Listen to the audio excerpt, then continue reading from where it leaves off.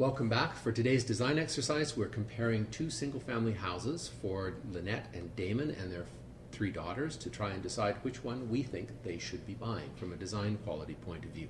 We've brought up the Google map, so let's have a quick look at that, and you can see where it's located. It actually is a brownfield site. Brownfield means it's a site that had another use on it, as opposed to a greenfield site which has never had any use. Right. So we see that it's in a built-up area. There's a cemetery on one side, there's the rail lands on the other, and this is the neighborhood that's being redeveloped. So it doesn't have a very high walk score because it's in that kind of semi-industrial area, but the fact that it's being redeveloped, I think, is good. It's also, as you mentioned, an Earthcraft House certified, both units, which is a sort of addition to Energy Star certification in the southeast United States. So that's good too. So I think we can certainly go from there. There's the siting of the project, and it's interesting because it's got a series of streets and it's got a series of lanes. Right. And so it looks like it doesn't have a whole lot of green space, which it kind of doesn't. What it does have is a more typical neighborhood street front which is not dominated by garages. They're trying to create a walkable street in which you can see your neighbors and you're going to spend time on the front because they've got porch conditions on most of the houses. Exactly. And so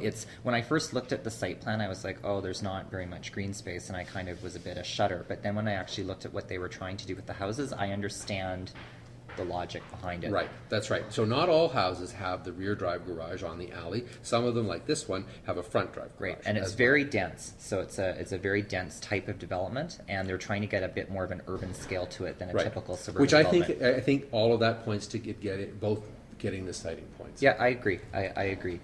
Okay, so here's the first house, and this is the rear drive garage house. So we've got that front porch, which I think is one of the benefits, and it got a 15 out of 20 overall. Organization was good, but the problems we had were with bedrooms. And I think that the bedrooms, I mean, the issue, the masters is really a problem. I mean, it's a side yard condition. It's very strange, again, that they placed that bathroom on the back space.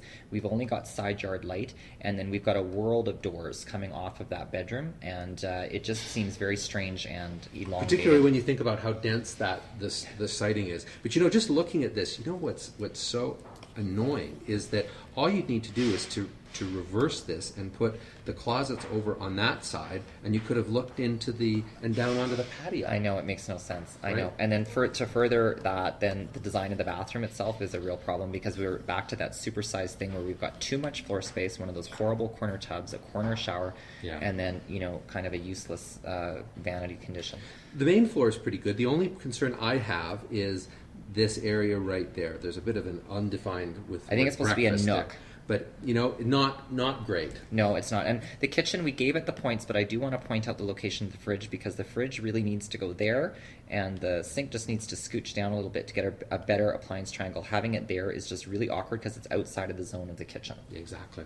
All right, so we gave this one 15 out of 20. 15, yeah. Let's have a look at the other one, which also got 15 out of 20. And again, we thought the organization was pretty good. They've actually done a pretty good job of organizing the second floor of this square house. I mean, they've got to fit all of those uses in, and I think they overall did a pretty good job. With the exception of the fact that two of the bedrooms are internal. Yes, which is a problem, because again, we've got sort of the bathroom space that's taking up a prime corner location. So just in terms of where they place these items in the second floor, it's not great. Yeah. The other problem is the entry. Yeah, the entry. I mean, we've got this long tubular hallway with no storage that goes right into the center of the house, and then from the garage you enter just up a flight of stairs right into that blank wall, so it's not great either. Exactly. Well, from a design quality point of view, they both score 15 out of 20. Which one are you going to choose? I'm going to choose the second one, the Williamson one, and the reason is because I know it's weird that I'm choosing a front drive garage. I'm actually shocked at myself for that, but I think that the overall layout of this one, there's that one space that you identified on the other house with the sort of the nook area that I didn't like, and this one just feels like it's put together a little bit better.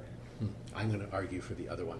I think that it's nicer to have that rear drive garage. I think the front porch, given how tight it is, that front porch is This one has a front porch too. Yeah, but not very much. If a front porch and you're right beside a driveway. Who's all going right. to this? Well, okay. And I think that I also like the fact that the three bedrooms for the girls are all facing out onto the front. So you're gonna choose to live in that long tubular master bedroom? Well, I'm not, but I'm going to suggest that Damon and Lynette do that. I don't think they're going to like that bedroom. All right. Well, we're interested to see what you think. Obviously, we have a difference of opinion on this side of the camera, and we're interested to see what you guys think. See you tomorrow.